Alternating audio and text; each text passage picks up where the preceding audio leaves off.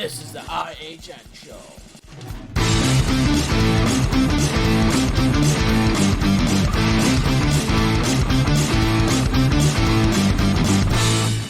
Welcome to the IHN show, ladies and gentlemen. This is episode number 100 and is it 2 or 3? I think it's 3. 3. Yeah, 103. We got to change that here. It is changed. Okay.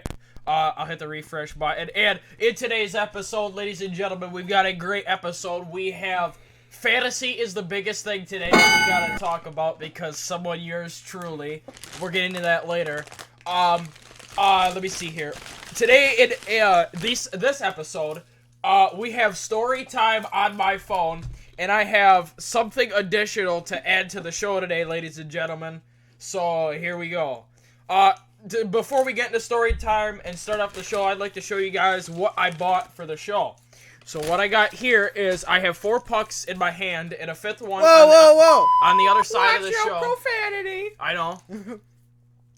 I think it's just a pile of, to be honest. I think it's liquid gold. This right here, ladies and gentlemen, I have a 1997 customized Detroit Wind Wings Stanley Cup puck with the NHL logo on the back of it. Looks very nice. I got that to add to the show. Speaking of 97, I also have the 1998 Stanley Cup Wind Wings Championship customized puck from the NHL shop at a website that I got this off, and then I NHL logo on the back.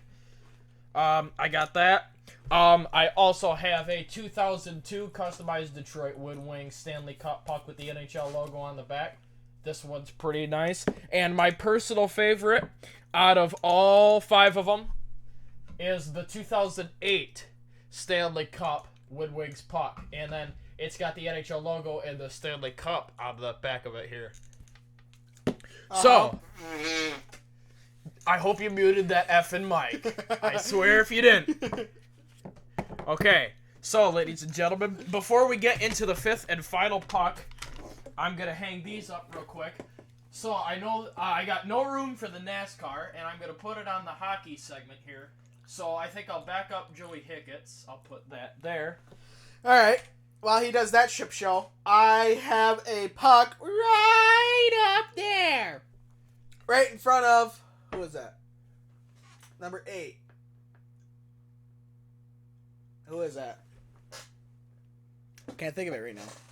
Well, who is he in front of? Yeah, who's the number 8? I forgot who it was. You mean 18? I is see it 8 8 or 18? I see 8. There is no 1. It's just 8. Like I ate 2 burgers and initiate a bag of potato chips. I think that is Anthony Mantha. Of course. Anyways, it's a Red Wings puck, Dead Wings puck in front of Anthony Mantha. There's nothing on the back. It's just black. So, all right. Moving on with the show. Are you about done over there? I am, yeah. Ah, jeez. Now he's playing frickin' what cup? What P? Where is the what cup has the P?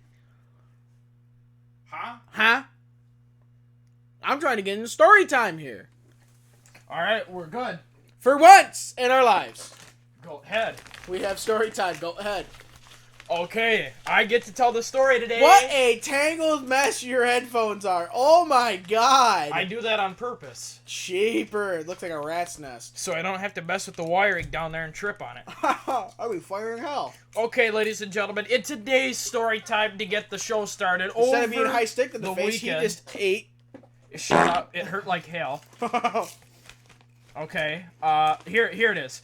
So, me, Ed, and Richie Rich have a group chat texting message thing on our phone here with our phone numbers in them, and what we had here was our Who is group this chat, Ed you speak of? We were group chatting over the weekend, and it all started on Saturday night. So, I'm not sure what Ed and Richie Rich were doing, but I was up camping up north over the weekend, and then made it back Sunday night. Well, because I made the comment about somebody winning the poll. Yeah, Chase Elliott won the poll, and he says, I believe that there is 5 boner points for me. And so in the group chat, I says, mother F, man. And then... No, this is what he said. What? What the f***? That too. And so he comes back and says, and I quote, unless Mitt gets 3 points tomorrow and I get only the 5 for winning the poll, I will have passed Mitt and coming after Richie Rich holding some serious censored. So I gave him a thumbs up and I'm like, okay, whatever. And then he says to me, you might want to tell Big Timothy Mitt that. I did on the way home Sunday afternoon, but because I told him the group chat text. And then Richie Rich finally pops up and says with his big mouth, then you can finally pick last. And then Ed says, no way, Jose, you still lead, pal. And then I sense a laughing facing emoji, and then Ed says, if I don't, what are you going to tell me to do? Move out of the house? And I says, seems legit. And then Richie Rich pops up and says, and I quote, and I kid you not, Mitt was crying laughing at this when Richie Rich says, don't you two have homework to do or something? Oh my gosh. When I read that to my dad, we were both crying laughing. And then I says to Richie Rich in the group chat, no, we're not that young. And then Ed says, like, apartment hunting? And then Richie Rich ends it and says, bingo, that's it right there. Oh my gosh, ladies and gentlemen, that is our story. And holy crap, was that some of the funniest shit you've ever heard in your life. Oh yeah, what do you got to say about that? It's okay. Gosh, it was dang funny. And that, ladies and gentlemen, is our story time. So anyway, moving on with the Ed and Harold show. I got story time. Oh, time for, like what you said in that one episode, time for a Richie Rich story. Yeah, it's not quite a Richie Rich story. Okay. So, this past weekend, I was at probably one of the most, if not one of the more popular or well-known short tracks in Michigan. And, don't say it. Okay. It's in Martin, Michigan. It's opened in, I think, 1948 or 1950. Wow. And... Oh, yeah, that's right. It used to have a different name, didn't it? No, it's always had the same name. Oh. Martin, Michigan used to be called Berlin, Michigan. Oh. But they changed it. Oh, that's what. Yeah, after you're World right. War II. Yeah. To Martin. Anyways, so I was there. I go there and I help out one of the racers there every Saturday that he races, and they had a whole bunch of different divisions and stuff because it was fan appreciation night. Oh, that's right. I heard about that on Facebook. And so they had a whole bunch of different stuff. Like they had super late models, they had the modifieds, the super stocks, your Sportsman.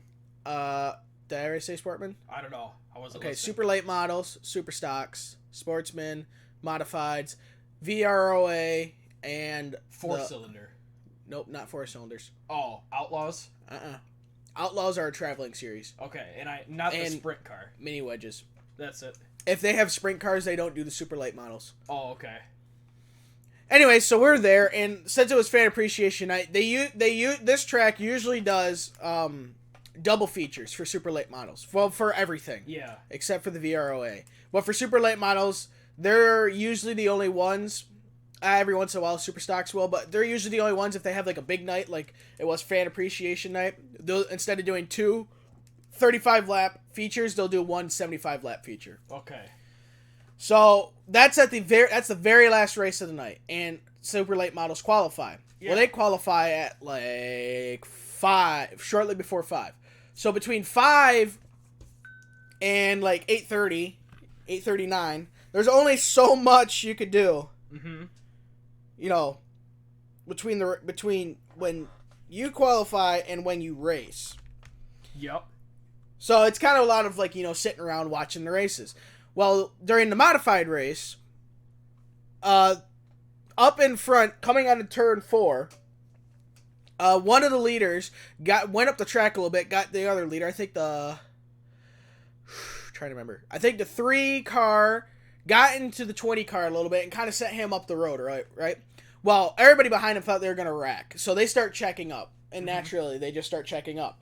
Well, another guy, the 0 car, he checks up, but he gets down in the dirt, right? Yeah. And so he loops it, and he catches the 67. The 67 gets put into the wall, and then the 3 car I believe, spun, or the 20 car, whatever one it was, kind of hit into the side of him. The 67 was able to continue on in the race. He wasn't too badly damaged. Mm-hmm. But the 0 car, he had the front end all bent in from hitting the 67's left rear. Okay.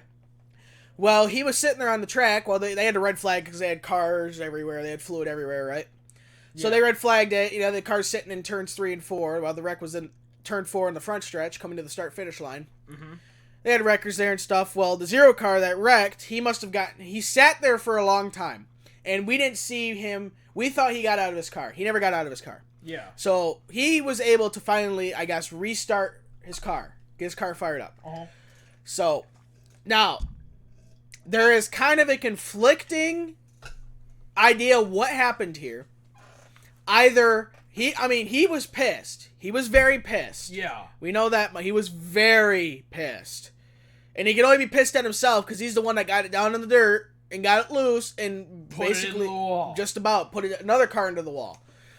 Well, either A, he was so pissed that he was coming in like a bat out of hell, or B, his throttle was stuck on. Yeah. Like, full bore. So, but he gets the car started, he takes off, he's just, wah, wah, wah, playing with the clutch and the throttle and stuff, it sounds like, coming down pit road. Just about hits another car sitting on pit road on jack stands. Jeepers. Just about hits 4 people and a kid on a scooter. Holy crap. And then just about hits another car as he comes sliding to the stop. Jeepers. Oh, you better believe one of the drivers that was walking around, yeah, he pointed out, oh, you mother boo-boo, you learn how to drive, you piece of... I'm gonna kick your ass right now. He was pissed. And we're just like, what the hell just happened? Exactly. He gets out, he's freaking throwing his steering wheel and his gloves and his helmet off and shit and stuff. And it's like, dude, there is no reason for that. He just about hit and probably almost killed people. Yeah. Just about took somebody's car out. Another person's car out. It's like, dude, what are you doing? And if he makes a claim, well, my throttle's stuck. You had 5 seconds from the time you fired your car to when you came to a grinding stop to hit the kill switch. Mm-hmm. No, you still deserve a kick in the ass. Like, oh my God. Oh, jeez. It was horrible. Yeah. I thought holy crap. It was freaking nuts. Anyways. Moving on.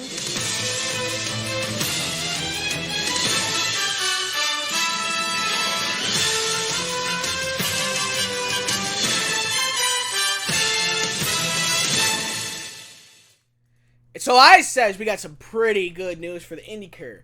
Okay, if you guys remember, after I forgot a segment, damn it, SOP.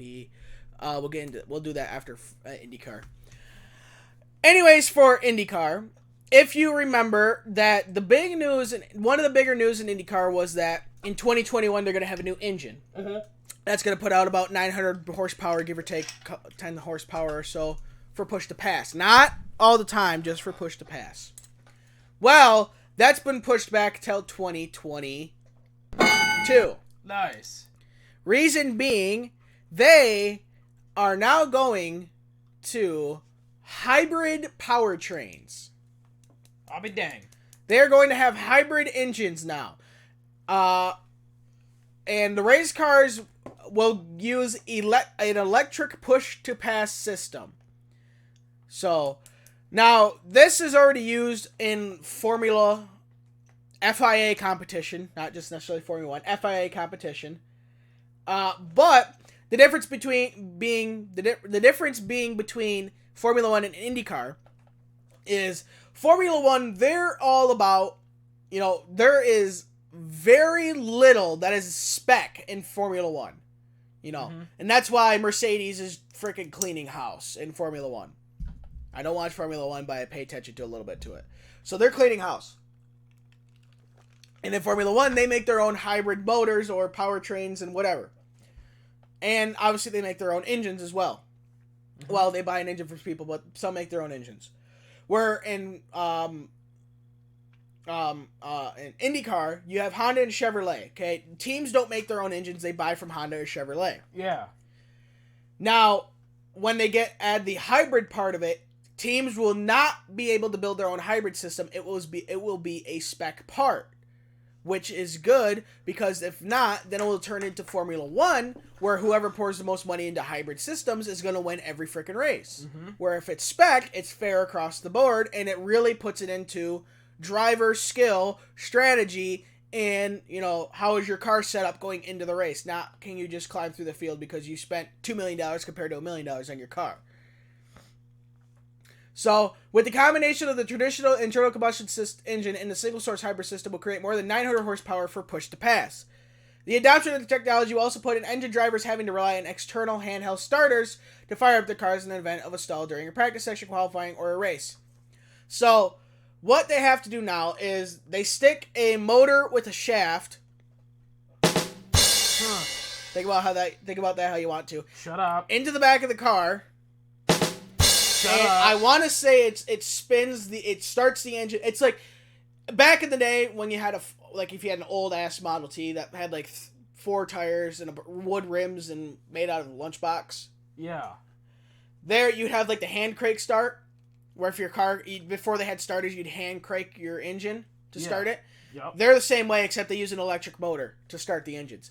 But with the hybrid technology, they'll be able to push a button and start the engine from inside the cockpit. Meaning currently, if someone stalls it on the track, they have to throw a full course caution. Yeah. Because they're stalled. They can't start by themselves. Where Exactly. now, if they stall, if they have enough juice, they could fire up the engine by pushing a button, and off to the races go, the race remains green. The series believes the hybrid powertrains will improve on what is an already compelling on-track show. I agree. According to IndyCar, the hybrid technology will consist of a multi-phase motor, inverter, and electric storage device that will create energy recovery from the car's braking system.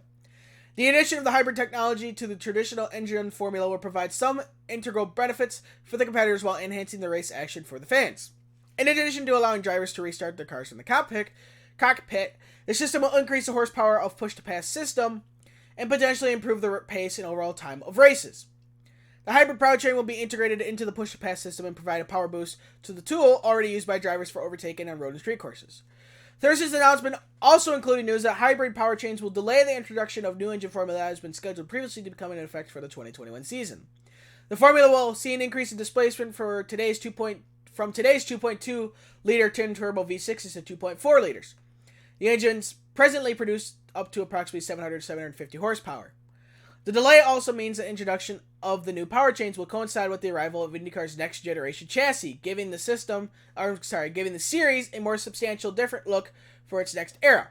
IndyCar hopes the move will entice other automaker or OEMs to join the series alongside Honda and Chevrolet.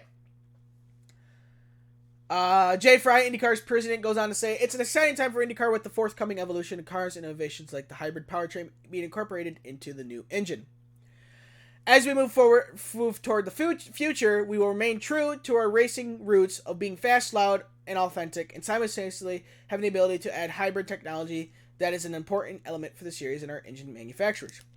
New Honda Performance Development President Ted Claus said, "Honda is committed to racing in order to develop people and technologies relevant to the future of our sport and our world. IndyCar offers us the perfect platform to prove out both people and technologies in an environment where measurement of successes and failures is crystal clear."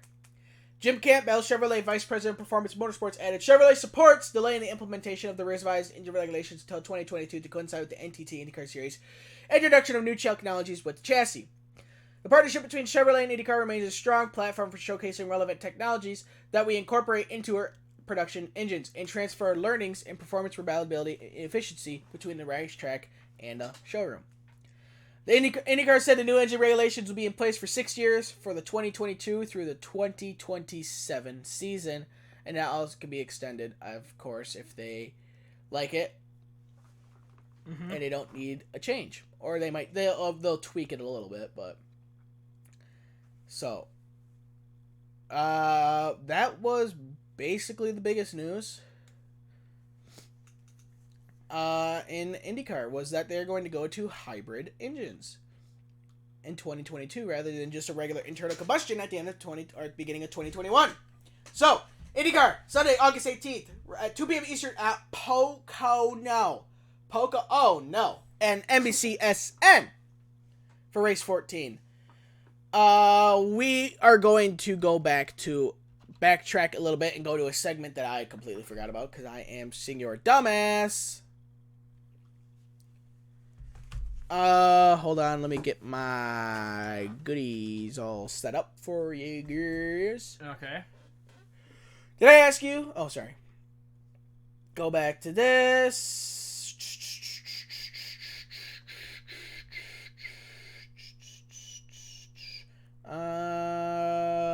Still looking. Look.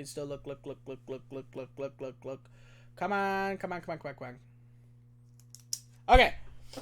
Okay. Hold on. So. Okay. We are gonna go to. What facility am I? Hold on. He's thinking about it. Oh, I already know what I'm doing. Okay. Alright. I am a. Hold on, let me find the distance. Where is it at? 0.596 mile. 4-turn asphalt oval. I'll be dang. Okay.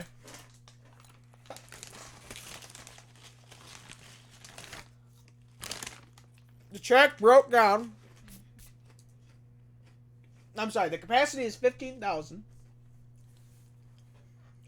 The track broke down in 1904. And then it expanded to the current size in 1958.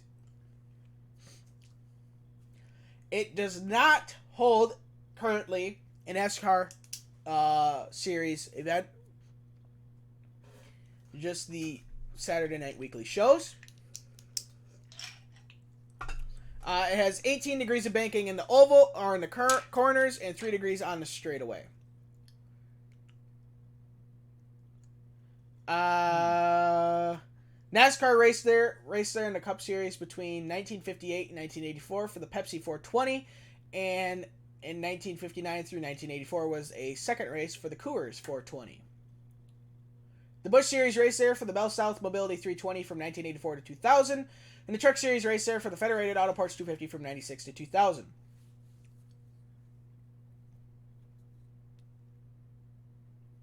Any ideas yet?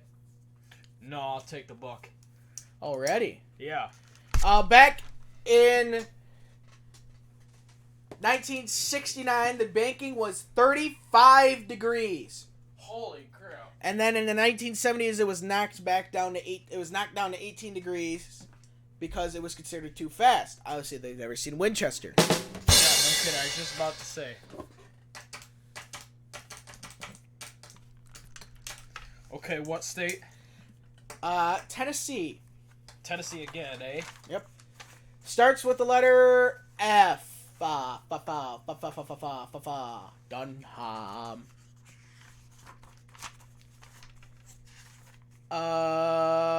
There has been talk about NASCAR going back to this track in 2021, although it has not been made official.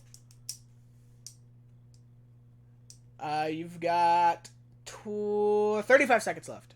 Fairgrounds Speedway. Nice job, Ed. All right. Got that done and done. Fairgrounds Speedway, eh? Let me see this. Nice. Very nice. Good track. Classic. That classic racetrack. Alright, we'll go on to fun fact now. Alright, who's up for fun fact first, eh? I'll go first because I have two. So we'll go me, then you, then me again. Okay. Alright. My first fun fact is IndyCar's longest track ever and currently is Road America. Huh? At 4.048 miles in length. Wow. So, its second longest is Circuit of the Americas at 3.427 miles. Its third longest is Watkins Glen International at 3.37 miles because they incorporated the quote-unquote boot of the track. Oh. What was the longest track again? Road America. It is Road America. That's what I thought. I'll be danged. So. Shoot, I forgot to get out your dinger sheet. All right, you are sup. Before I go into my next fun fact. All right, ladies and gentlemen. My fun fact is... These nuts. Oh, sorry. No. It's happy news and it's sad news at the same time. My fun fact, I believe this is like the third or fourth time I think I've had a fun fact about the American Hockey League. On July 30... Oh, wow. No way. I'm glad. I didn't even see this. Oh, jeez. I could have said this last episode if I was paying attention. Oh, what a dumbass. When we recorded July 31 at 3:28 p.m., 32 minutes before the show started, the AHL posted this on Facebook, but I will say it now as my fun fact. So this is sad news in my opinion, but I'm happy for him in his career. This guy for the American Hockey League and the Texas Stars, alternate captain Travis Morin. I don't know if you've ever heard of him. Sounds like a moron. Shut up. For the Texas Stars, Travis Morin is the all-time leader in goals, assists, points, and games in franchise history for the Texas Stars. Good dinger for him. And about him is that when... Let me guess. He retired. He is retiring from playing in the American Hockey League, and he is done. So, that, ladies and gentlemen, is my fun fact. While you say your next fun fact, I'm going to look up his stats. What is his name again? Travis. You know how to spell Travis. I hope so. And then Morin is Morin. Travis Morin. How old is he? He's only 35. 35. The only team he's played for is Dallas in Texas. Holy crap. He went 263rd overall by the Washington Capitals in 2004. 263rd overall. Wicked sick. Oh, we got a sound effect for that. We do. Wicked sick. I love that. I just had to go back to the other soundboard. Alright. My fun fact is, 1 year ago, This fun fact. after 1 year ago, actually it's a double fun fact within wrapped in one. 1 year ago was Chase Elliott's first win in the Monster Energy NASCAR Cup Series. Yeah. On the day. 1 year ago to the day, not to the minute or the hour. Sorry, I'm not that good. Sorry. But 1 year ago today, shortly after that race, Brian France decided to steal all of Carter's pills and decided to drink a little bit of that good old tasty beer. Yep. And got popped for an OWI. With Pill Esposito. Huh? I don't think so. Sheesh. So it's been 1 year and he has not been returned as hold on. As of tomorrow, I want to say. Yes, as of tomorrow, it will have been 1 year since Jim France has taken over as the head of NASCAR. I'll be dang. Very nice.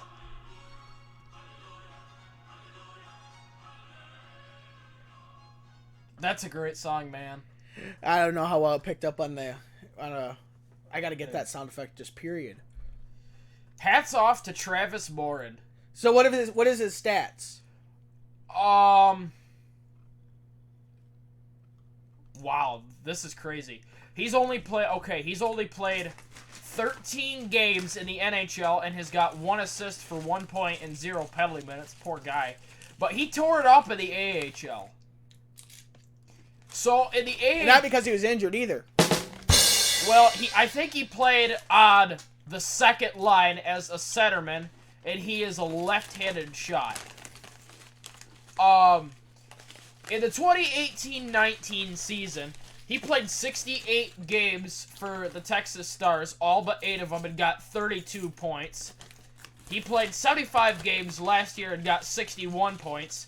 72 games played in the 16-17 season and got 55 points, and 15-16 season was 54 points in 63 games. And in the 17-18 season, when Texas went all the way to the Western Conference Finals and beat, gosh, who did they beat? Rockford, and went on to the Calder Cup Finals to play Toronto. He played 22 playoff games. I kid you not. I do not have his AHL totals, but I got his NHL totals. It doesn't list his AHL totals, which isn't right, but... Holy shit. I don't have his totals, but for the awards and the honors, in 2014, the AHL for Travis Morin, he won the Jack A. Butterfield Trophy, the Les Cunningham Award, and the John B. Sullenberger Trophy. He got the John B. Sullenberger Trophy in 2014 for the American League's leading scorer for that season. That was 5 years ago. Les Cunningham Award is, it does not say, and the Jack A. Butterfield Trophy. Who you calling a jackass? Sorry. Is the, it's like the President's Trophy into the NHL. And then the John B. Sullenberger Trophy is like the Maurice Rocket Richard. Yeah. He has played in 698 games in the Holy AHL. shit. 100, Too short of 700, that poor guy. 291, sorry. What do you mean 291? Or 691, not 690. Okay. 691. Well, sorry. 9 games. That's even worse. 175 goals, 386 assists, which means he is a 386 assists. Dish master. 561 points, and overall was a -10. Poor guy. This past year, in the 2018-19 season, he was a -22. Well, Texas didn't even make the playoffs last year, and they were the Western Conference champions 2 years ago. Did you know that? Nope. I'll be dang. I know. That was so crazy to see that this year. In the playoffs, he has played in 87 games. 23 goals, 41 assists for 64 points, was a -5. He does a heck of a job out there. I'm going to really miss this guy. So, that, ladies and gentlemen, is my fun fact. it's not bad, I believe, then. It is now If time you're in for special ed and you're late to class, it's politically incorrect to call that person.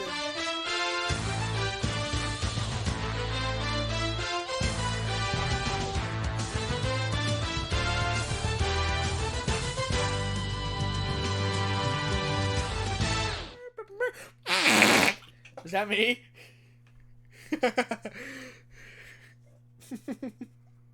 Anyways. I'm glad you muted the mic. What? I hope you muted the mic. Nope. Great. What's that? That'd be FSC. That's the FCC calling. Hey, you know what? You lady. Yeah. Kind of like Big Mitt. Oh, jeez. It just reminded me of a story about Big nuclear Mitt. waste area. About Big Mitt. Oh, boy. Okay, so when we were up camping in Cadillac, there wasn't a lot of people there at the beginning of the week.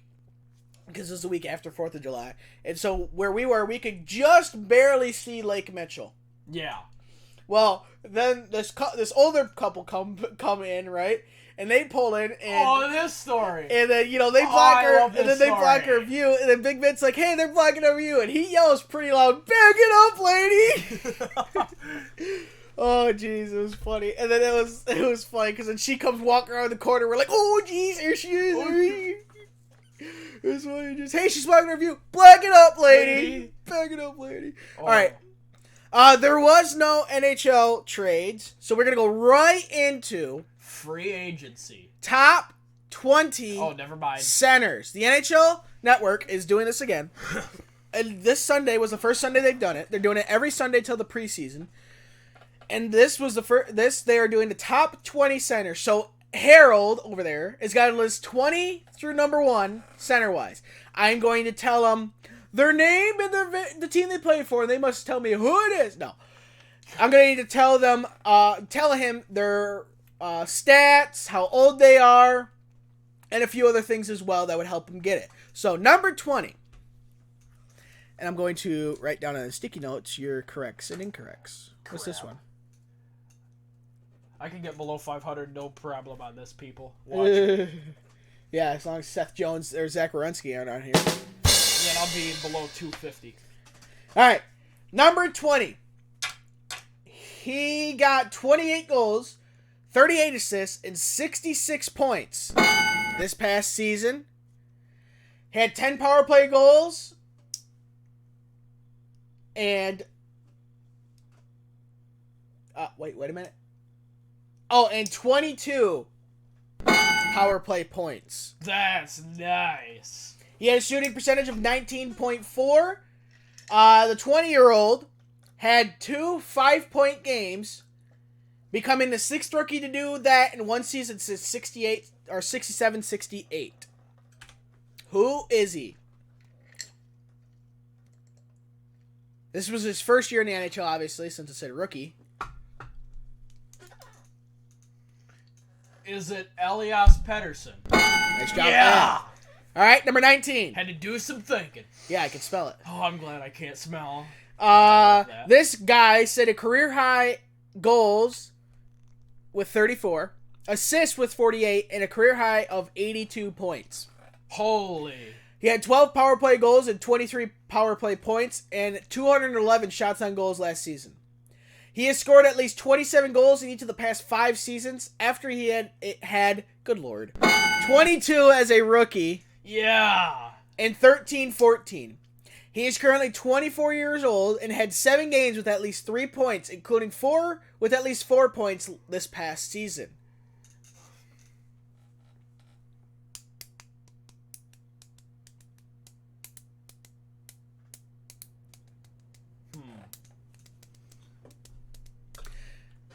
The team he plays for is in the Western Conference.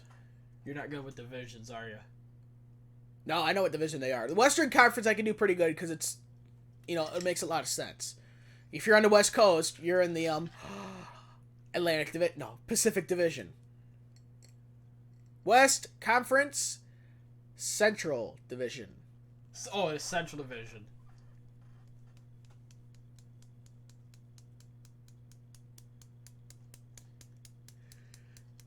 They are in a province. They're in a province? A province. Not a providence. Oh. Province. So that means they are...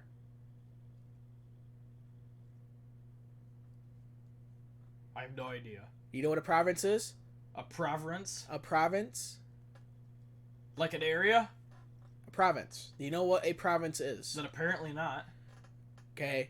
It's Canada's form of states. A province. Oh! So, like, you have the British Columbian province, which is out west. You have Quebec. You have Newfoundland. You have Labrador. All those are province. I'm going to go with Blake Wheeler. Correct province. Wrong team. Crap. Calgary Flames. It's already wrong. Yeah. Sean Monahan. Ain't that a bitch? Number 18. One of the elite passers in the NHL. Oh, you said they were in the Central Division. They are in the Central, are they not? They're in the Pacific. Calgary's in the Pacific. You Sworn said they were it in the the first Central. time. And then Calgary, you said they were in the Central the second time Could around. sworn they were in the Central. Calgary, no. They're right next to Vancouver. No, Edmonton. Edmonton's in the Pacific. Well, the NHL needs to get bent, all right? Introduce new divisions. Good lord. I'll be damned. They thought they were in the Central. My bad. You're still wrong. Overthink me next time, all right?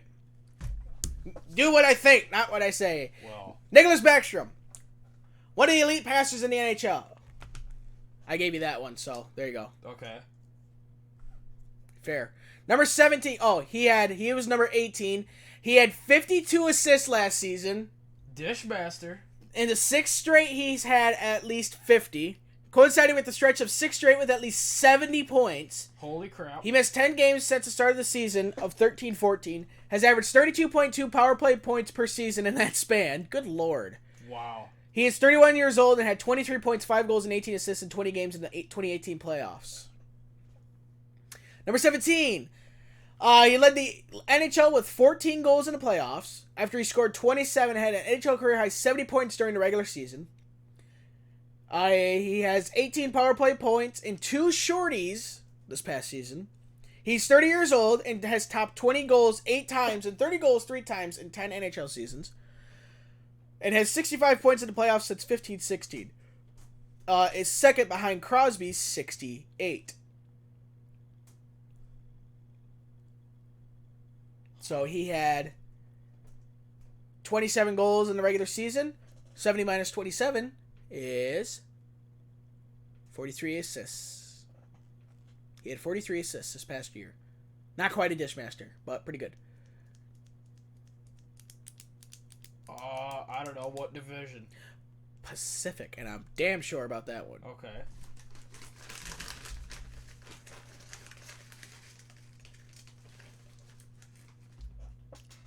Huh.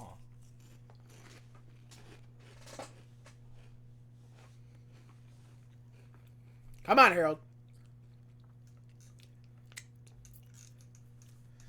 He's second behind Crosby in playoff points in... Since 2015-16. Oh. He led the NHL with 14 goals in the playoffs this past year. Is it Logan Couture? Nice job, Ed. Okay. Had to do some thinking. Yeah, I could smell it. Number 17. This is a short one. He is 27 years old. Had 72 points, 21 goals, 51 assists. Had an NHL career high 83 points, 27 goals, 56 assists in 2017-18. He led the 2018 playoffs with 32 points, 12 goals, 20 assists to help the Caps win their first cup. I should know this. Uh-huh.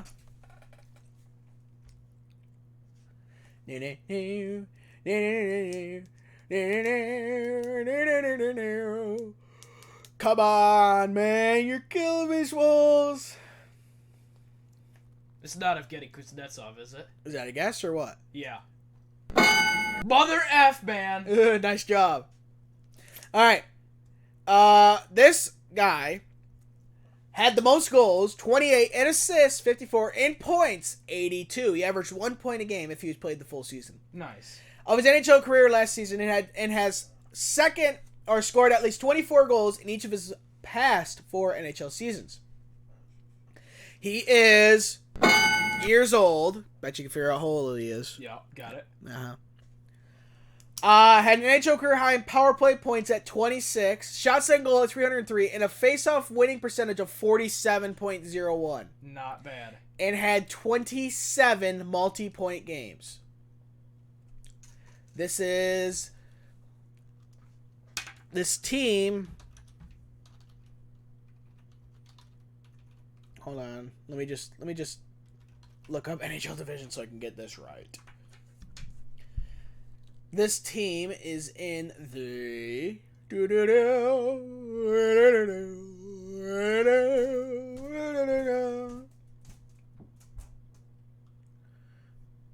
they are in the Atlantic Division. They're in the Atlantic Division. Okay. Is it Mitch Marner? Dang. Nope. For the Buffalo Sabres. Oh, Jack Eichel. Jack Eichel. That's it. All right. This guy's coming off a breakout season where he had 83 points, 30 goals, 53 assists, dishmaster. He also set NHL career highs in rating, a plus 25. Hot dang. Power play points at 24. A game-winning goals with 7 last season. Jeez. He is that years old. Okay. Who had a 5-year offer sheet from the Canadiens matched by this team on July 7th. Oh, Sebastian Aho. Nice job. He had 12 points, 5 goals, and 7 assists in 15 playoff games to help Carolina advance to the 2019 Eastern Conference Finals, where they got absolutely paddled. A three-time Cup winner. He has scored at least 33 goals in 6 of his 13 NHL seasons and had at least 70 points in 10 of them. He had 17 multi-point games last season and got his 1,000th NHL point with his second assist on the game March 12th against Caps. He has averaged more than a point per game in each of the past 8 seasons. He's 33 years old. The 33-year-old won the Conn Smythe Trophy in 2009 when he had 36 points, 14 goals, assists in 24 games. Who is it? Crybaby's ugly sister, Gino Malkin. Nice job. Sheesh. It was kind of obvious that I was talking about the Penguins by the tone of my voice. Yeah. Didn't care. This one's pretty good, though. This one's pretty damn good. Right. In his first season with his new team, he matched his NHL career high with 28 goals, set highs with 49 assists for 77 points, and a plus, good lord, game rating. He led the NHL in faceoff wins for the second straight season with 1,086. Holy crap. And was 7th in faceoff winning percentage among those to take at least 750 draws. 56.9% in the faceoff circle. Good lord. Dominating. Oh, we got a sound effect for that. We got a sound effect for that. Give me a minute. Oh, no, we don't. We don't have dominating on there? No, we don't. I love that sound effect. Oh, no. Oh, wrong one. Big game.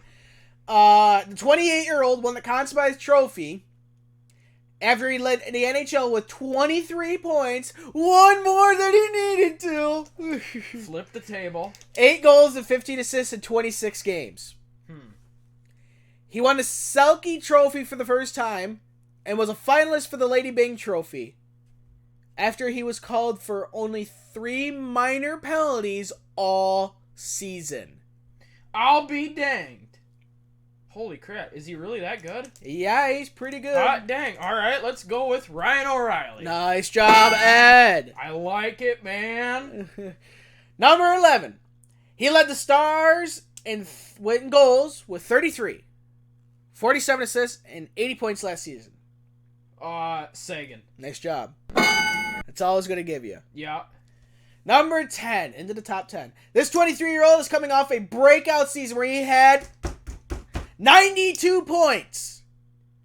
41 Holy goals, 51. Shit. 51 typo there. Apparently it's 41 goals, 51 points. No! 41 goals, 51 assists. He led the NHL with 20 power play goals, one more than his teammate. He had 35 power play points, tied for 6th, 7 game-winning goals, tied for 11th, and a plus 27 rating, tied for 10th. I'll be danged. He had 11 3-point games this past season and was one of the 18 NHL players who had at least 5 points in a game, 1 goal, 4 assists, versus the New Jersey Devils on October 30th. Dish Master. Who is this? He's 23 years old. This team is in the Atlantic Division. Jack Hughes. Huh? What was that, mofo? Atlantic Division, eh? Yes. He had 1 more power play goal than his teammate, who shares the same office as this guy. At least on the ice and power play. Atlantic Division. Atlantic Division. Steven Stamkos. Dang. That's who shares the office. His teammate got 1 more power play goal than him. I'll let you guess again because I kind of led you on to Steven Stamkos. So Kucherov. Ha! I'm just kidding. Braden Point. Nice job. I was going to say Kucherov. MF, you got over 120 points this year. I know. Number 9. He led this team with 38 goals last season. He was on your fantasy. And he had an NHL career high 84 points. His 23 power play points, 12 power play goals, 13 power play assists, 6 game-winning goals, and 3 overtime goals also were the most of his 8-season NHL career. The 26-year-old has scored at least 29 goals in 3 of the past 4 seasons. I'll be dang. Who is he? He plays for a team in the Central Division.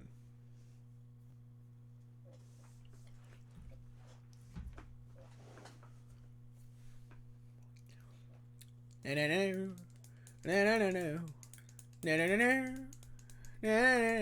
Is it Nate McKinnon? Good guess. Mark Scheifele. Mother F, man. I told you he was on fantasy.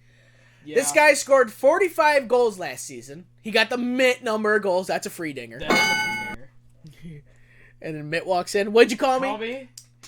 His most since scoring 60 in 2011-2012. Good lord.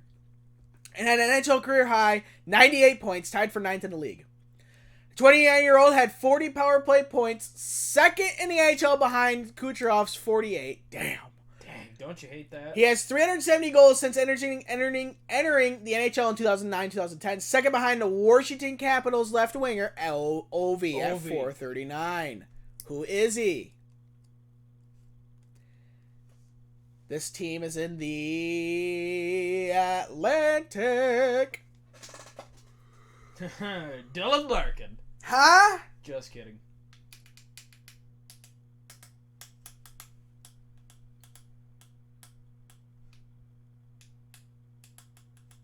I'll go with Bergeron. I'll go with a big fat. You said his name a couple minutes ago. I did? Yeah. Oh, Stamkos. Steven Stamkos. This guy tied his NHL career high with 32 goals and said his high was 79 points in 65 games last season. So he missed 17 games. And still set a career high for points. Holy crap. The 34-year-old then had 17 points, 9 goals, 8 assists in 24 playoff games to help this team advance to the playoffs in some way or form. He is entering his 16th NHL season, was 8th in the NHL in face-off winning percentage among those with at least 750 draws last season, 56.6% in the face-off circle. A 4-time Selke trophy winner, he has been a finalist for the award 8 times, including last season when he had 7 shorthanded points tied for 30 NHL and 4 shorthanded goals tied for 4th. Who is this guy? That sounds like Bergeron. Of course it was Bergeron. Yeah. You were one guy early. Mother F, man. Number 6. That just makes me livid. Makes him so mad his palms are sweaty. This guy had an NHL career high 73 points, 37 goals, 36 assists last season. He has scored at least 34 goals in each of his first 3 NHL seasons. Nothing? All right. And has 111 goals. Nice. You know what that's half of? 2-2. Get bad. Goals since 16-17 are 5th in the league. He turns, good lord, 22 on September 17th. Japers. And led this team with 12 power play goals, and was tied for 4th in the NHL with 9 multi-goal games last season. Who is he? What's the division?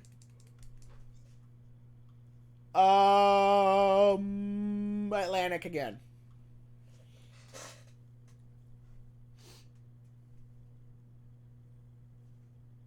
Career high in points. 73, 36 goals, 37 goals, 36 assists.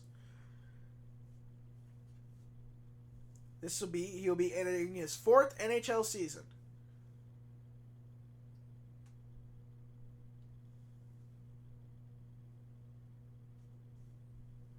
His goals per game amongst centermen the last 3 years is .52 goals per game. Hot dang.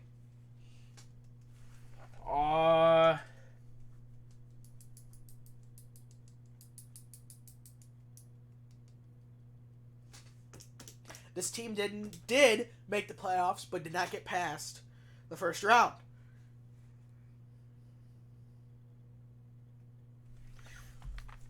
Hold on, I gotta think. I'll die 9-1 and tell me when the hell was the last one when the house is burning down.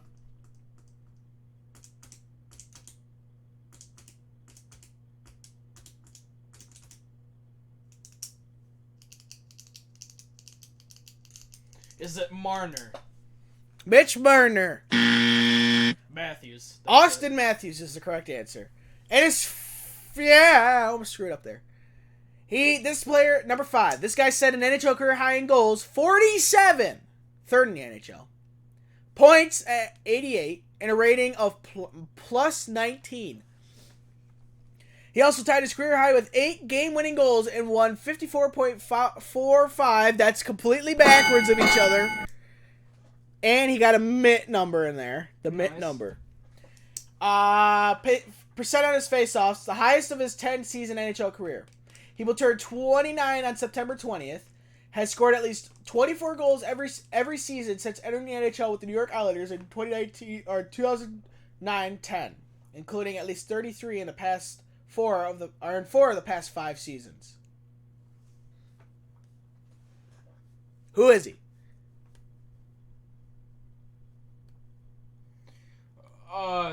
Tavares, I think. Nice job.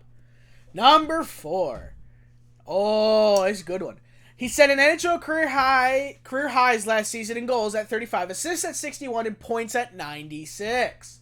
10th in the NHL in the most in a single season in this team's history.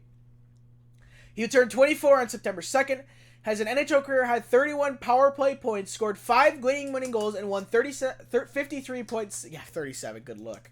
53.7% of the faceoffs. He won the Lady Byng Trophy, voted as the most gentlemanly player in the NHL. 4 minor penalties all season. And finished 4th in voting for the Selke Trophy as the best offensive forward in the NHL. His 100 takeaways ranked 2nd in the NHL behind Vegas Golden Knight Lights forward Mark Stone's 100 and... You figure out what the rest is. 22. Good lord. I'm kind of raking it in, aren't I? Too bad your record's 312. The Aaron's 312 at Talladega. Exactly. This team is in the... Excuse me. This team is in the Atlantic Division, man. Everything's coming out of the Atlantic and Pacific.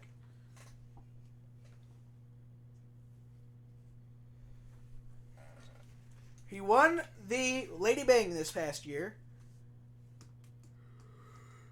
Won the Lady Byng, eh? Won the Lady Byng.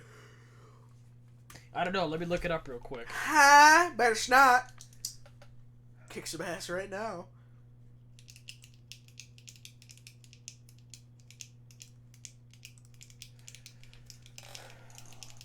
Dog damn it. He is 10th in the NHL in points this past year, and the most in a single season in this team's history, being Florida.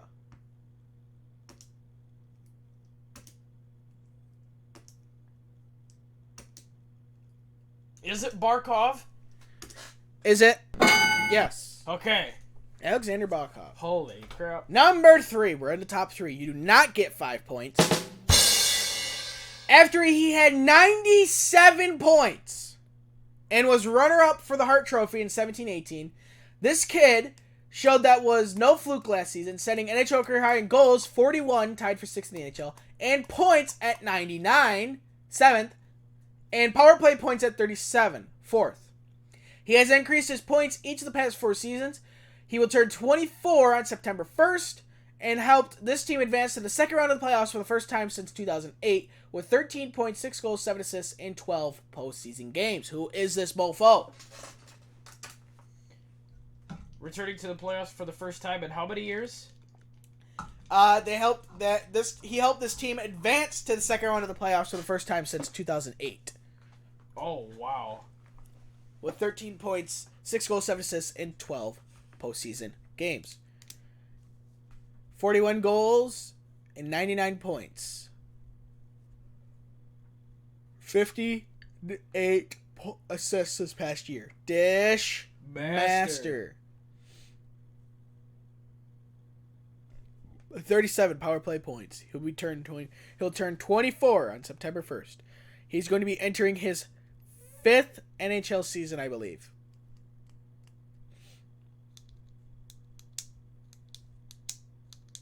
This team is in the Central Division.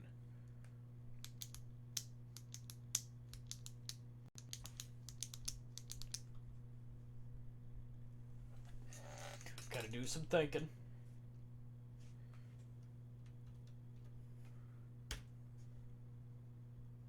Hurry up, Edward. You've said his name at least once this game, I guess you could say.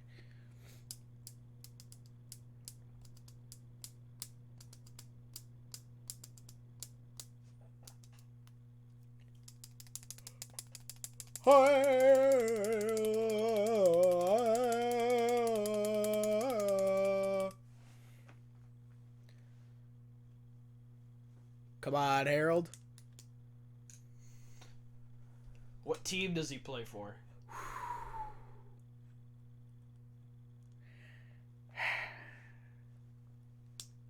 It's more common for this team name to happen in the wintertime, not the summertime. In fact, it will never happen in the summertime. It will only happen in the wintertime in the mountains. Has to do with a lot of snow. A lot of snow. Moving at a high rate of speed down a big ass mountain or hill. Is it McKinnon? I'll be dang. Nice job. Alright. Number 2. Sendeth Crybaby. And number 1 is Connor McJeepers. Look at that. You got 15 out of 20. 75%. I'm doing okay. He got a C. He did alright. So, next week is... I forgot who next week is. Did we do top 20 defensemen or no? Nope, this was the first week. Okay. Don't worry, you have not gotten to Seth Jones or Werenski yet. Thank God.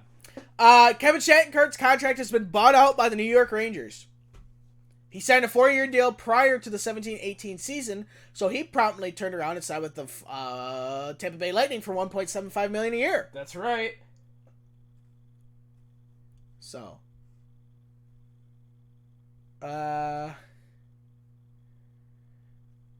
who is this? Remy Ellie. Remy Ellie. Yep. Agreed to terms on a 1-year, 2-way contract worth $700,000 with the Buffalo Sabres on Thursday. Really? Yep. He used to play for Dallas. Did he know? Yeah. And Texas. No kidding. Yeah. Let's see what else we got. Cruising on the news. Cruising. Better than cruising for a bruising. Yeah, pretty much. Stone has contract. Not Mark. Michael Stone has had the final season of his 3-year contract buyout by the Calgary Flames on Friday. He'd signed a 3-year deal prior to the 17-18 season. Kachuk is expected to sign with the Flames before training camp, general manager says. Schmaltz is ready to bounce back with the Coyotes.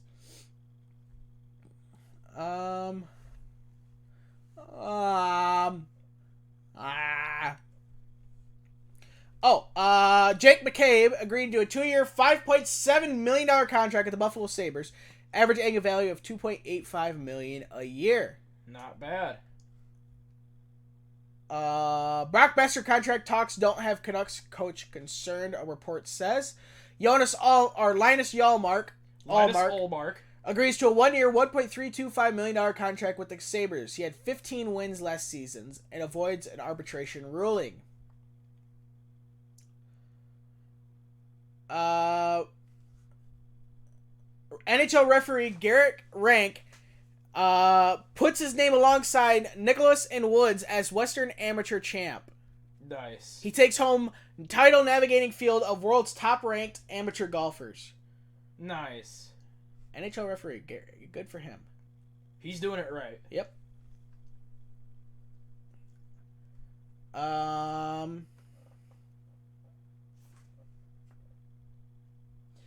Ovechkin has arrived in China as the ambassador for the NHL Too bad it wasn't Russia. It'd be complete irony. It would, wouldn't it? I guess it's still communist. Shut up. Ooh, that's a really good honest day. Ooh, boy. Getting into that, it's going to be awesome.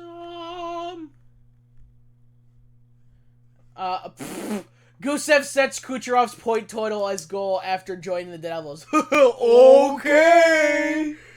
Oh, geez. 128 points last season. I would love to see that. I would too. Jeez. Yeah, right. Yeah, jeez. I'm telling you, man.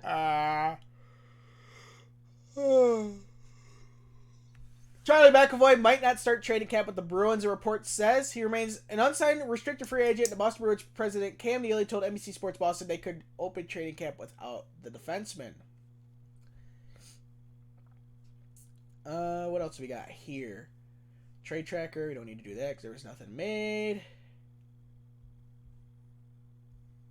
Yeah, I don't care about that. Free agency tracker. I don't think there was no major sightings besides Shattenkirk signing with the Lightning for $1.7 million. That was about $7.5 million. That's about it. And NHL's preseason schedule has been released. The Golden Knights will host the Coyotes on September 15th. The Blackhawks and the Flyers head overseas. It will comprise of a 16-day, 107-game slate played across 43 NHL and neutral site venues in North America and Europe from September 15th through the 30th. That's all I've got on this day. On this day, August 5th. Miracle on Ice head coach.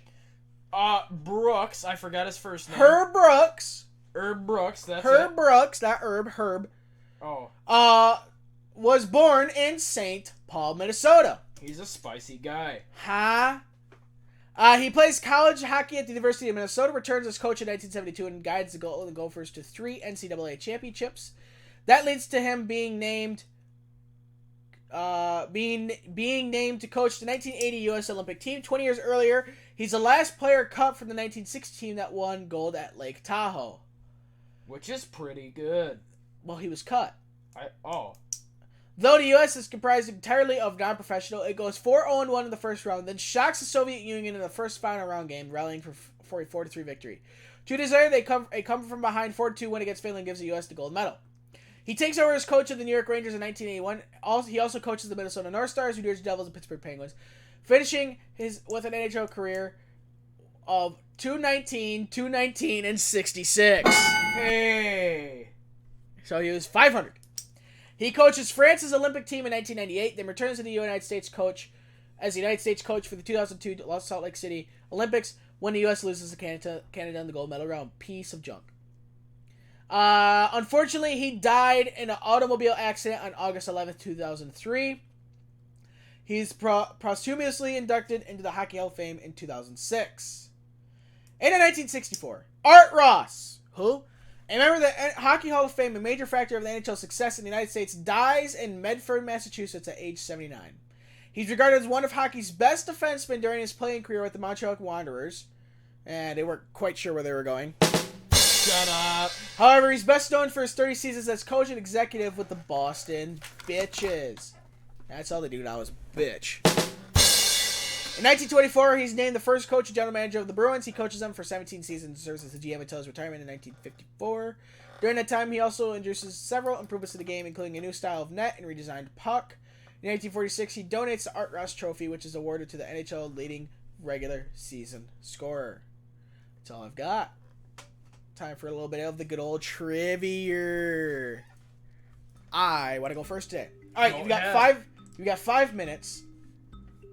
List 5 minutes. List all 31 NHL teams, starting with the Atlantic Division. Go. Okay, well, in the Atlantic Division, you got the Buffalo Stifle. Buffalo Sabres. Actually, you could say any. You don't have to go in order, but... I will go with the Atlantic first. Okay. Buffalo, Detroit, Redwings. Okay. Montreal Canadiens. Alright. Tampa.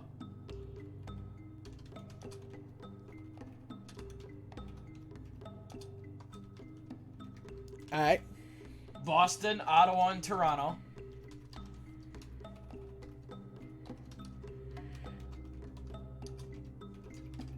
All right, one more. Boston, Ottawa, Toronto. Did you get those 3? Yep, Boston, Ottawa, Toronto. Buffalo. Yep. Canadians. Yep. Tampa. Yep. Detroit. Yep. What do you mean there's one more? There's one more.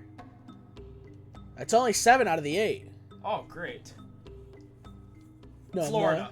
Ah, there we go. Panthers.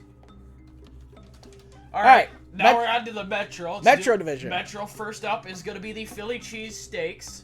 I almost wrote down chili cheesesteaks, actually. Sorry. The Sitters.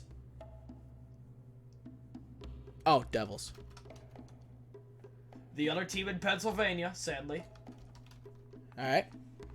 Rangers. Fishermen. Hurricanes. All right. And the Capitals. All right, one more. That was 7, right? Yep, 7 out of the 8. One more.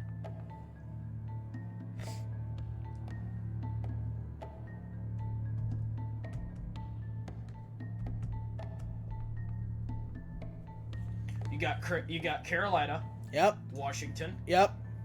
Pennsylvania, 2 of them. Yep. Islanders. Yep. Fishermen. Rangers. Yep. Islander and Fishermen are the same thing. Oh. Who am I missing? I've gotten Hurricanes, Devils, Islanders, Rangers, Flyers, Penguins, Caps. The Flyers. Yeah, I got the Flyers. You want to go to the Central Division? Yeah. Central Division. Dallas. Dallas always goes first. Dallas. Colorado. Avalanche. Predators. Predators.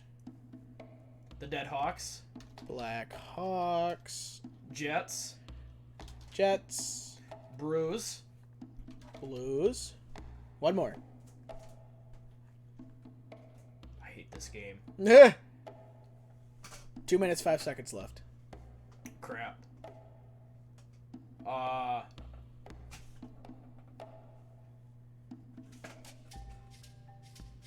Let's go to the Pacific. Pacific Division. Vegas, San Jose. Hold on, slow down. All right. Anaheim. All right. Kings. All right. Coyotes. All right. Canucks. All right. Oilers. All right. Calgary Flames. All right. That's good. Okay. Flames. Back to the back to the Central. Central or Metro? Central. Central it is. Okay. You got Dallas. Yep. St. Louis. Yep. Colorado. Yep. Nashville. Yep. Chicago. Yep. St. Louis. Yep. Winnipeg.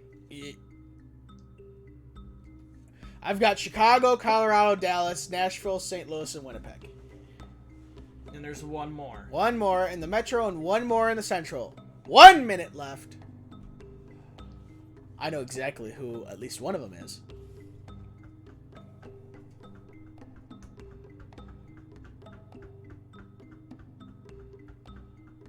The Minnesota Wild. Ah, ain't that a beach? All right, Metro Division. Last team. Last team. 40 seconds on the clock.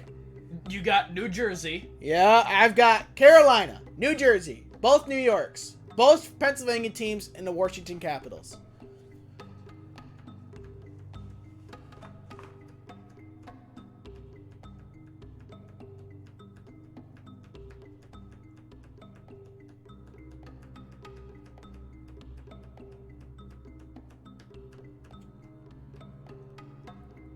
Ten seconds left.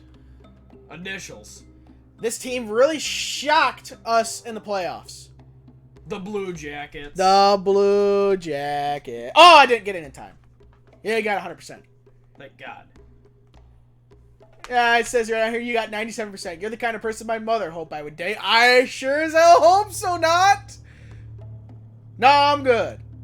No, I'm good. All right, you're up, Edwina.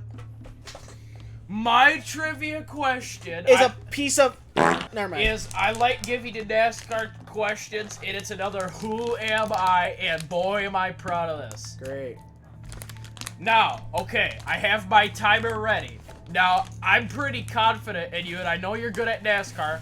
So, what I have in today's episode for my trivia question, right when I get done answering or saying to you the question, I'm pretty sure you can get this right. Because I think you've heard of this before, and I think you know the answer to this question. Here we go. Today's question of the day is, NASCAR Who Am I? I have finished second in the Winston Cup standings 4 times, but I have never won a single championship in the Cup Series. I am a 5-time IROC champion, and I have won more... IROC. Huh? IROC, yep. And I have won more races in the Nationwide Series, the Busch Series, Xfinity Series, than any other driver in the history of NASCAR currently today. Who is I? Mark Martin. I'll be danged, you got it right. Look at that. With 2 minutes and 59 seconds on the clock. Marky Martin. Nice job, Ed. Alright, well.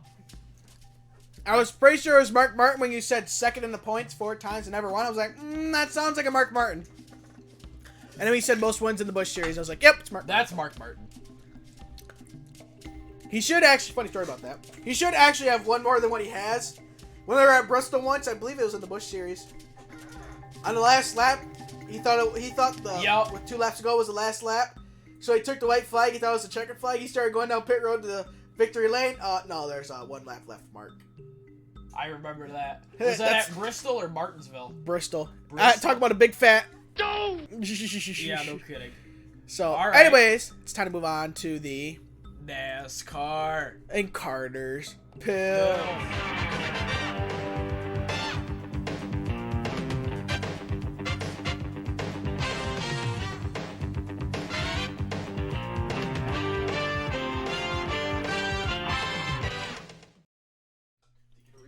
All right. So this past week they were for the 34th annual Go Bowling at the Glen. Actually, it used to be called the Go Bowling at the Glen 355, but it's not called that anymore. The 34th annual Go Bowling at the Glen. Race number 22. For the Monster Energy NASCAR Cup Series. The race was yesterday, Sunday, August 4th, 2019. Obviously, the race was at Watkins Glen International in Watkins Glen, New York, a 2.45-mile paved road course. The total race was 90 laps for 220.5 miles. Your pole sitter, like we already said, was Chase Elliott. The race took 2 hours, 14 minutes, 17 seconds, an average speed of 98.523 miles per hour, and the margin of victory was 0.454 seconds. Your Stage 1 top 10 was Chase Elliott, Dennis Hamlin, Marty Truex, Kyle Busch, William Byron, Jimmy Johnson, Kyle Larson, Eric Jones, Kurt Busch, and Eric Almirola. Stage 2 top 10 was Chase Elliott, Marty Truex, Kevin Happy Harvick, Clint Boyer, Dennis the Menace, Brad Keselowski, Alex Bowman, the Showman, Eric Jones, Ryan Blaney, and Jimmy Johansson. There were 4 cautions for 13 laps. There was an end of stage 1 on lap 20.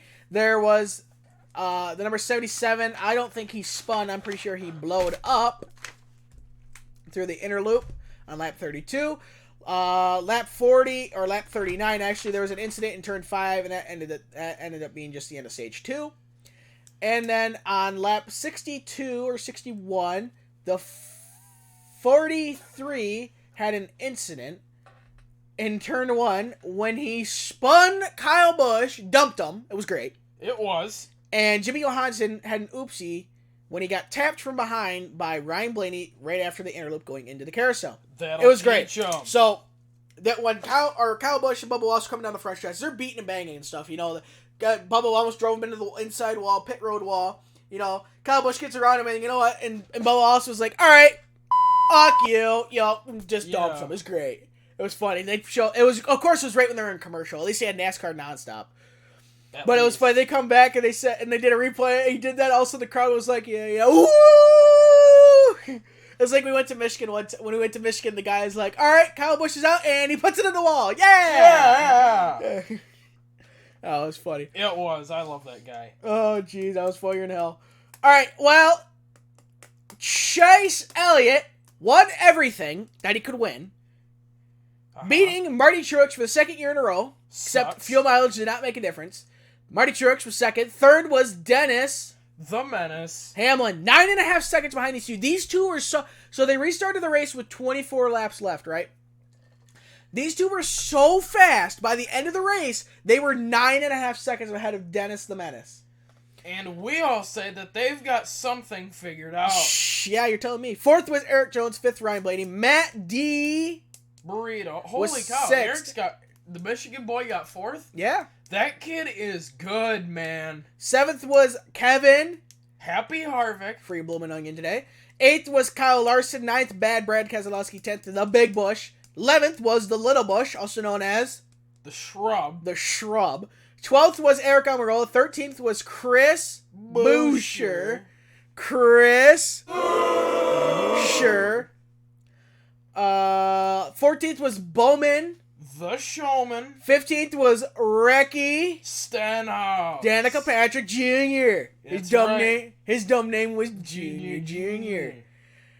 16th, well, he is from Mississippi. 16th was Michael McDowell in the Long Dong Silvers mobile. 17th was Daniel Suarez. 18th, Ball Menard. 19th, Jimmy Johansson. 20th was Clip With a P. Boyer. 21st was William Byron. David Reagan was 22nd. 23rd, Joey Logano. Oh, you would have got a free dinger if Joey Logano finished 22nd. Mother F, man. Matt Tifft was 24th. 25th, Ryan Newman. 26th, Parker Kligerman. 27th, Ross Chastain. Bubba Wallace was 28th. 29th was Diane Casillo. Ty Dillon was 30th. 31st, Austin Dillon. 32nd, Josh Bilicki. 33rd was Cody Ware. 34th, Corey LaJoie. 35th, Daniel Hemrick. 37th, Ryan Preece. 36th was Ryan Preece. 37th was Reed Sorensen. Poor guy. Yeah.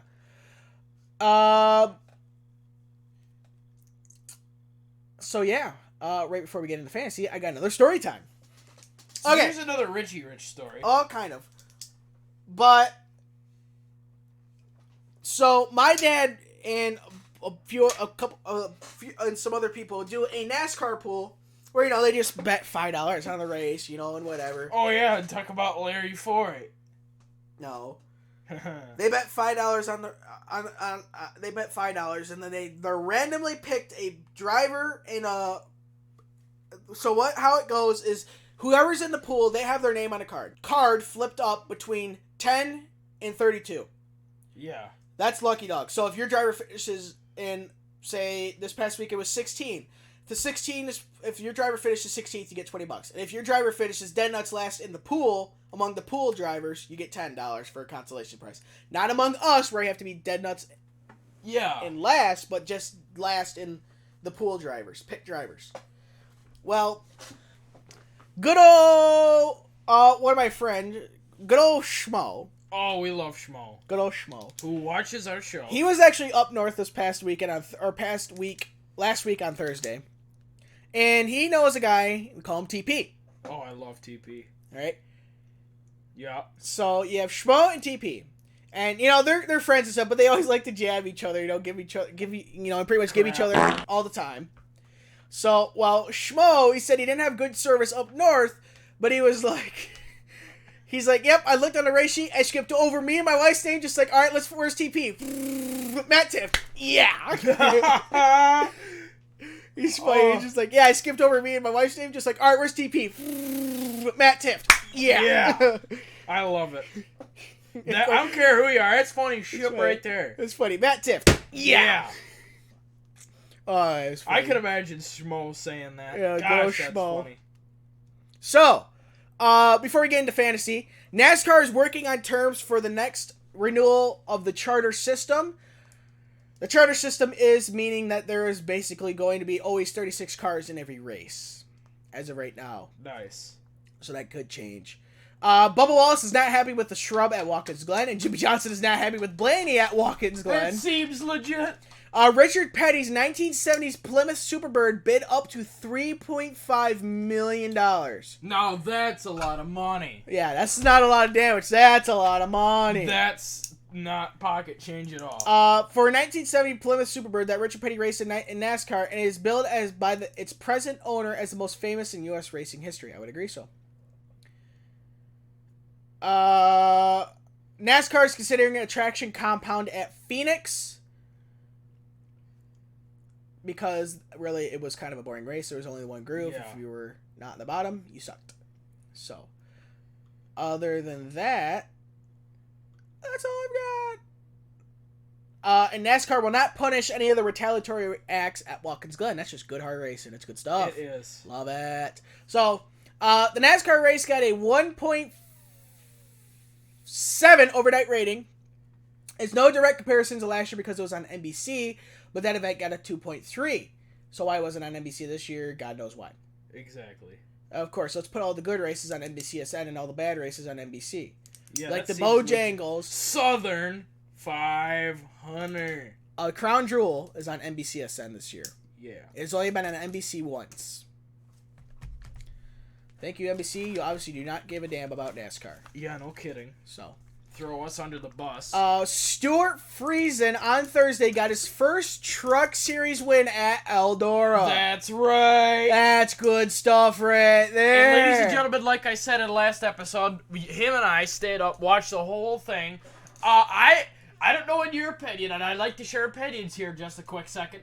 I think the racing last year was just a little bit better than this year. However, it was still dang good.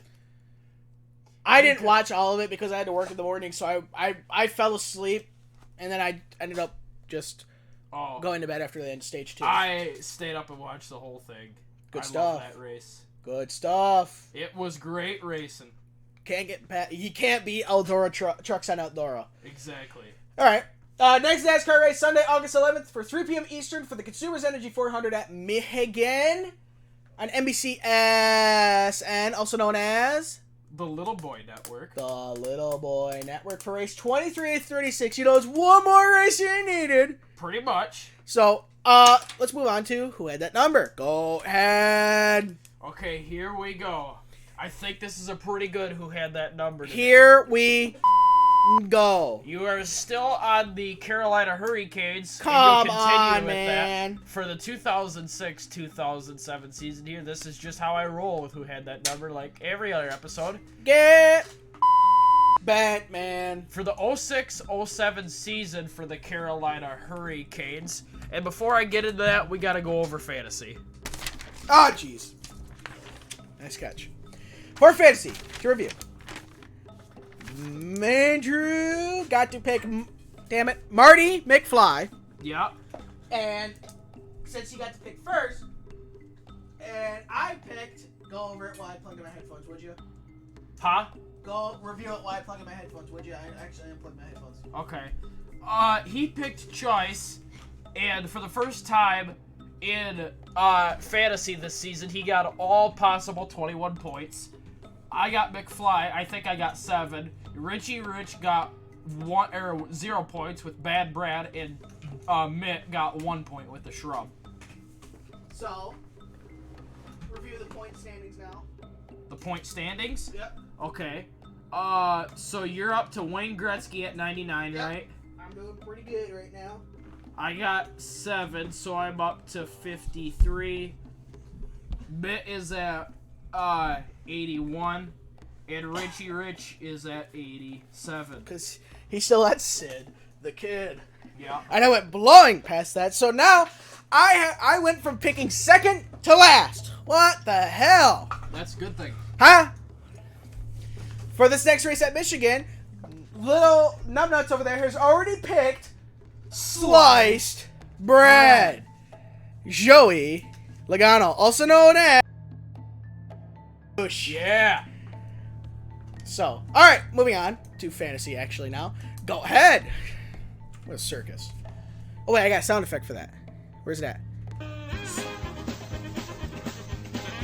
So I gotta write down my points though. So you got 21 points total. 3 points in stage 1, 3 points in stage 2. Yes, I got 3, 15 for 21. I got 117, right? 115 for 7. Yeah, that's it. And then Big Big got 1001. That's it. And then Richie Rich Got got 0000. that'll teach him. Yeah, pretty much. So go ahead with the fantasy, or no, with the fantasy with the. Who had that number? Yeah. Okay, my who had that number I quit. for the 06-07 season of the Carolina Hurricanes. Who had the key number of 16? 16 is the key number. This guy born December 12, 1985, age 33, still currently playing in the NHL, born in Maple Ridge, British Columbia, Canada. 6'3", 205 pounds, big boy, left wing, left shot. He's gotta eat. He was drafted 4th overall in the 2004 NHL draft by the Carolina Hurricanes. This guy here, Does he currently still play for the Hurricanes? no. Who does he play for? I'll get to that in a second here. In the WHL, in the 01-02 season, he played for the the Vancouver Giants. He played for Calgary Hitmen in the how WHL. tall was he again? Huh? How tall is he again? 6'3". Oh, I've been laughing. He's like 5'7". He plays for the Vancouver Giants. No. In the 03-04 and 04-05 season, he played for the Calgary Hitmen in the WHL. In the 2005-2006 season, all the way to the 2007-2008 season, he played for the Carolina Hurricanes as a number 16. In the 2007-2008 season, towards probably sometime around the deadline, he got traded to the Chicago Deadhawks. And then until 09-010, after that season, in 2010-2011, he played one season with the Atlanta Thrashers. And then they moved to Winnipeg and became the Jets. And he played for the Jets until 15-16. And then towards the deadline again, I think he got traded, it was, back to the Chicago Deadhawks for the remainder of that season. Then in the off-season, I think it was, in the 16-17 season, he signed a contract with the New York Fishermen. In the 2018-19 and 17-18 season, he played for the Fishermen, and still currently does today. In the 18-19 season, this guy, as the number 16 for the Fishermen, got 26 games played, 11 points, and 16 penalty minutes, and played 2 games for the Bridgeport Sound Tigers this year in the AHL, and got 5 points. He has been number 16 his entire life. With 20 seconds on the clock, this guy's initials is A.L. Big Al. Oh, sorry. No. Adam Levine. I don't think so. Oh. No, I'm good. What do you mean you don't think so? And the time ran out. Ass lover. That's what it is. No. Oh. He's got an A on his jersey because he is... A big fat ass. No. An alternate captain for the New York Fishermen. That wears the number 16. What now? He is currently an alternate captain for the New York Fishermen. I gotta get that. Anders Lee. No. Oh. Good guess. Oh, jeez. Anders Lee is the captain of the New York Fishermen. You know what? Get bent, Anders Lee. The correct answer is, you're going to kick yourself for this. You just might. Andrew Ladd. Get bent. Don't you hate that? Jeez. You know, well, I better flip the table right about now. Freaking terrible. Isn't it, though? God, Anders Lee. Good Andrew guess. Ladd. Get bent. Oh, you know, don't you hate that? God. What a piece of fudge. Good lord. Oh, Alright, smarty pants. Yeah, I'm telling you, man. It's terrible. Okay. Who drove the number 2 Nice. from 1976? That's it. In 1976? Who The drove entirety of the number 1976 season. All 30 races. I Who don't drove the freaking number know. Deuce? 3. 2? I don't know. 3. 2. 3. He was born December 3rd, 1937. Currently is 81 years old. Old timer. From Miami, Florida. He was a 1983 Winston Cup Series champion and was in the 78, 82, and 88 Daytona 500 winner. He won the 71, 72, 75, and 83 Bojangles. Southern 500. He won the 1981-84 World 600 and was the 1979, 81, and 86 Winston 500 winner. From 1971 to 73 and 80 to 83, he was the Winston Cup Series most popular driver 7 times. He was named one of NASCAR's 50 greatest drivers in 1998, inducted into the NASCAR Hall of Fame in 2011. He has run 718 races over 25 years. Good lord. His first race was the 1961 Daytona 500. His last race was the 1988 Miller High Life 500 at Pocono. 1998 or 88? 1988, excuse me. Okay. His first win was in 1966 for race 31 at Oxford.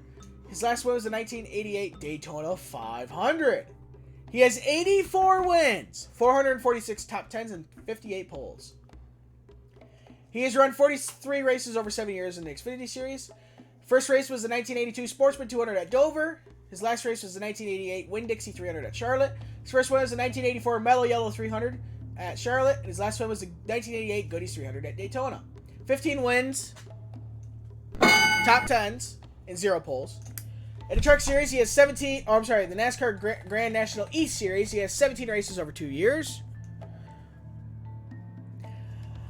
First race was the 1972 Hickory 276. His last race was the 1973 Buddy Schumann 100 at Hickory.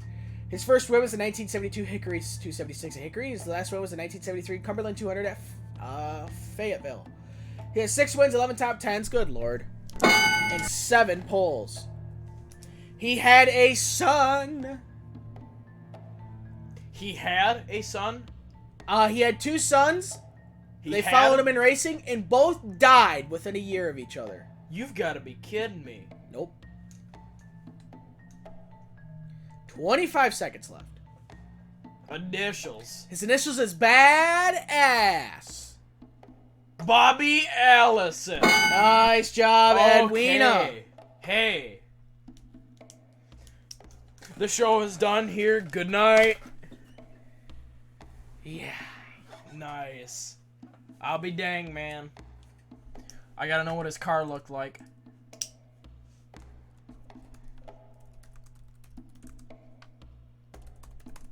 What year? 1978?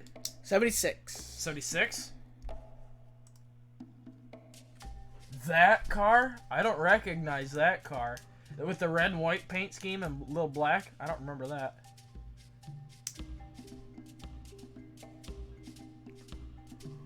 Shoot, man. Oh, well. So, not bad. That is the end of this wonderful show. IndyCar Sunday, August 18th at 2 p.m. Eastern at Pocono. That's the wrong piece of paper. And on the Little Boy Network, NBCSN. And the NASCAR Cup, Monster Energy NASCAR Cup Series is Sunday, August 11th at 3 p.m. Eastern at Michigan on NBCSN. Thank you very much for watching this episode of the IHN Show. We certainly hope you enjoyed. If you didn't enjoy, please like down below and then subscribe to our channel to be up to date with video releases and hit the little bell icon to be notified when we do upload an episode or when we go live. If you help us make the show better and easier to produce and in turn be more productive, please support us on Patreon. Link to that down below. If you'd like to contact the show, it's ihnshow@gmail.com, and that will be in the description and in the outro screen along with our link to our Patreon page. If you'd like to start a conversation in the comments, please do so. We just request there's no mean or vulgar language. Racism, politics, and sexism is not allowed. Just use comment section before you type. We're all here for good fun. White flags in the air. You got anything to add? Not a dang thing. Jeez, what a piece of junk that is. Good show. Good take. That was alright. It was a really good take. Yeah, I'm going to kick you right in the... here in a minute, buddy. Huh? So, join us on Wednesday at 4 p.m. Eastern. Don't forget the boards up, the races up. Have a great rest of your...